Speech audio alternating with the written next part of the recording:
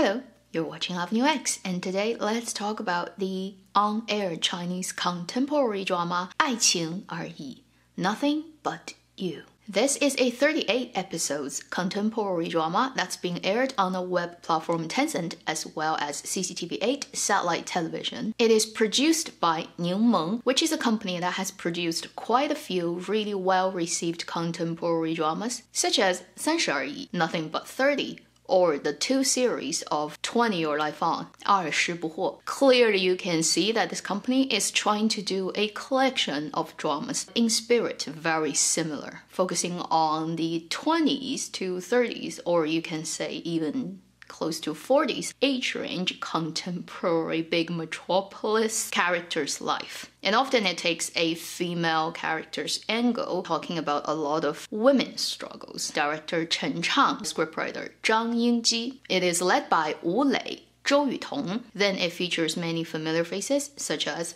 Tu Songyan, Zhu Yongteng, Zhang Tao. The drama was shot from May to September last year in the city Shenzhen. Half a year turnover time for a Chinese drama is pretty fast, almost hitting the limit of how fast it can get done. As I'm sitting down making this video, I've watched 18 episodes, pretty much right at the middle point, and this is a really good time to talk about this drama. Technically, I can wait for it to finish airing and talk about it, but I don't want to because I really want to recommend this drama to a lot of people, and I think it's like 95% safe to jump in now. If you are still worrying about whether you're investing your time wisely. I will give it, at this point, already a 2.5 gold mine, and if they maintain the same quality of storytelling and scriptwriting and acting and everything till the end, I will give it a 3 gold mine. It's a pretty simple and straightforward story. We have a badminton professional player at early 20s, played by Wu Lei, facing a type of psychological barrier he cannot break through and decided to quit this sport. But right before that, he encountered the female lead character played by Zhou Yutong, who is in her early 30s, so 10 years older than him, who has been working many years in a sportswear sort of leading brand company as the executive assistant to one of the main management person. She's very unhappy with her work. She wants to break through. She wants to do actual work instead of just being an assistant. But because she's so good at her work, the boss doesn't want to let her go and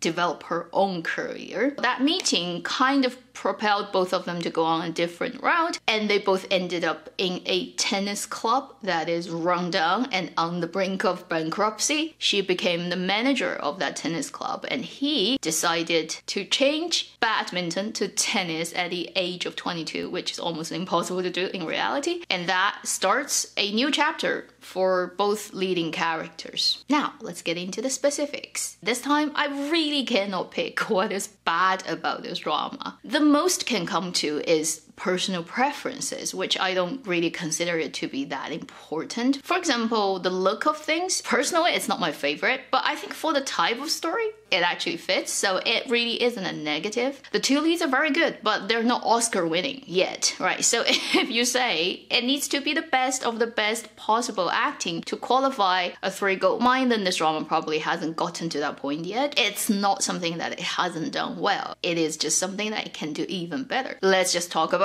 why I think this drama is so highly recommendable from Avenue X's point of view. Point number 1, it's hard to stop. At least you're gonna run through like 3-4 episodes before you're gonna pause, unless there's a fire alarm and you have to get out of the house type of situation. And honestly, that doesn't really happen that often to Chinese dramas. For the easy flow of the plot, for the not boring, really, any of the scenes that you're gonna see in this drama, almost every moment is enjoyable in its different ways. It's quite clear that it's written by people who really understand how story flows, and then made by the production team who knows with the visual how you tell that. Like water gushing out of a dam. Before you realize it, it has already rushed 20 miles on. Point number 2, it's also within the world of script writing, but on the particular aspect that this drama has done very well, which is depicting a convincing enough working environment in a corporate company for our main characters, mostly Zhou Yutong's role. We have seen too many Chinese dramas, contemporary ones, set in a so-called professional environment, whether it's a law firm or a hospital, where people are supposedly being the white-collar office worker, working very hard, like 9 to 9, 24/7, whatever, and yet nothing actually gets done. There's never a realistic depiction of what constitutes their work, what kind of difficulties they run into, challenges, how they deal with clients, the specifics of things often doesn't get written at all because it's written by people who haven't actually worked in those environments and they have no idea about what it's like. This drama, from episode 1, from the get-go, you're gonna see a professional woman working her professional job, and it shows that the scriptwriters either have worked themselves or they have done extensive research to understand details of things, devils in the details. Immediately, it sets that professional tone of the story. It validates the female lead's struggle and also her ability. Probably the only thing that is too idealistic in the whole thing is she just looks way too good for somebody who's overworked. Her skin is glowing. No breakouts, no oily, no cakey makeup. If you work like 16 hours, no matter what you use, you're gonna have cakey makeup at the end of the day. She also is so skinny. Usually when you're very exhausted and under high pressure, when stress hormones go up, you tend to actually put on weight instead of looking so skinny. So she looks way too good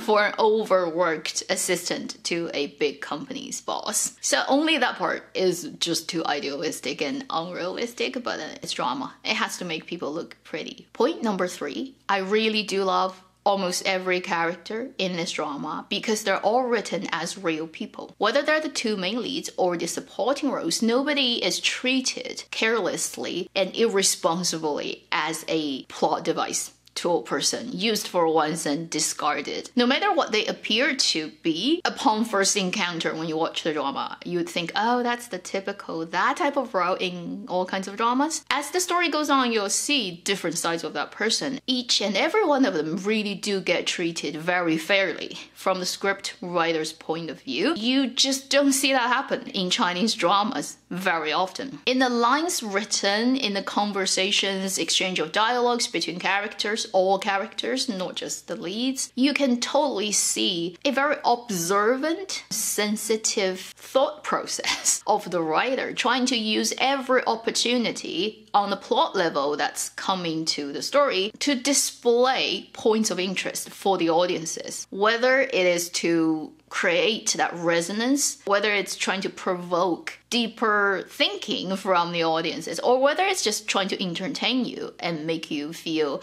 that's just as if I've had a great conversation with my friends. And you can see that almost in every major conversation that happens in this drama. It's written by somebody who just knows how to write good dialogues, to make every line interesting, to make every response within expectation, but with a very unexpected way of expressing it. And also you can tell the writer knows exactly what are the hot topics in the society in general these days, particularly considering different age groups of women under different living circumstances. On the surface, the story plot is interesting. Then when you talk about dialogues, it's well written. Then you talk about the ideas that's been discussed underneath that. It touches on a lot of quite important and not easy topics, but it's been done in a very elegant way. It's almost like you hear a very intelligent person with a very nice voice gently talking to you about these things that will make you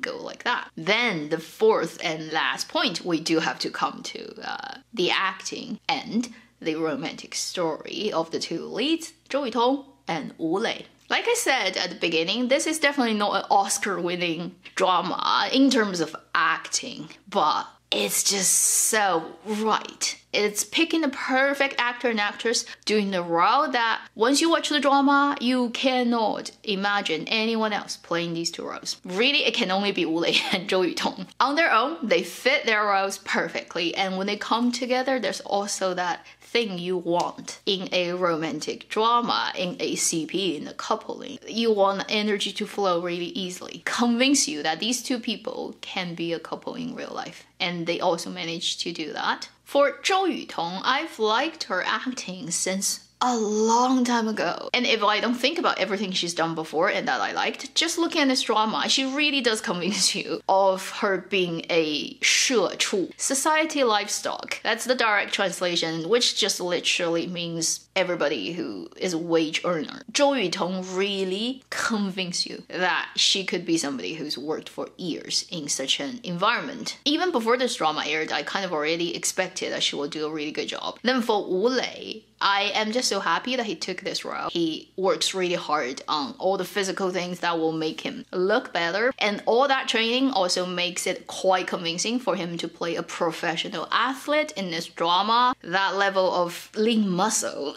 and power, it just wouldn't convince anyone if you take his shirt off and he doesn't have all those muscle and six packs. You know, how could he be a badminton professional athlete? Is one of the hardest, most exhausting, physically demanding sports out there. He is the perfect one, age-wise, look-wise, even body-wise. If you have watched all his major dramas in recent couple of years, including Crossfire, 长歌行, Galaxy last year, and this one, I think it's very easy to see for his current ability as an actor. Best type of drama would be contemporary and playing a role that's closer to his age and what he's like in real life. Right now at this stage, at this age, he is better suited for Nian role in a relationship, meaning the younger guy. When he's trying to be the protective older brother, everything considered, social experience or age-wise, of the female lead, he's not yet technically, realistically at that age and experience where he can pull that out, and he would have to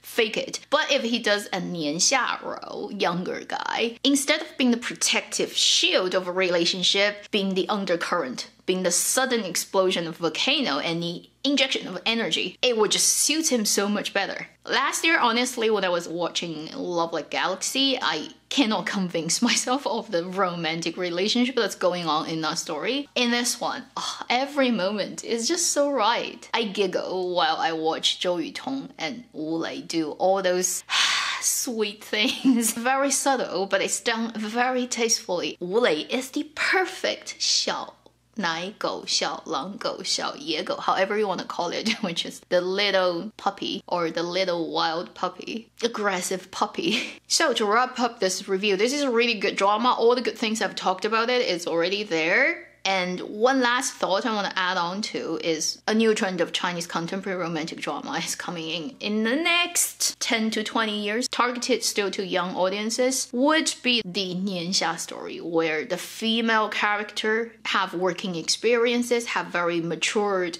ideas about herself, and then younger guys pairing up. And for the super sensitive people, they have already caught on this and started working on it. This is a drama channel, but occasionally I want to add a little bit personal things that I like in life into this. There has been this observation in astrology and also actually in traditional Chinese 玄学, which is the next 2 decades, are gonna be the golden time for the young to mid-age. So let's say from 30 to 40, 30 to 50 age range female in this world to become much more prominent in everything. Not just in entertainment, politics, everything. You're gonna see a much stronger presence of the middle-aged female. And that's the natural cycle of things. Look at the stars, look at your own local native predictive stuff. It would all show the same sign. It has already started, but the official starting point is right at the 23-24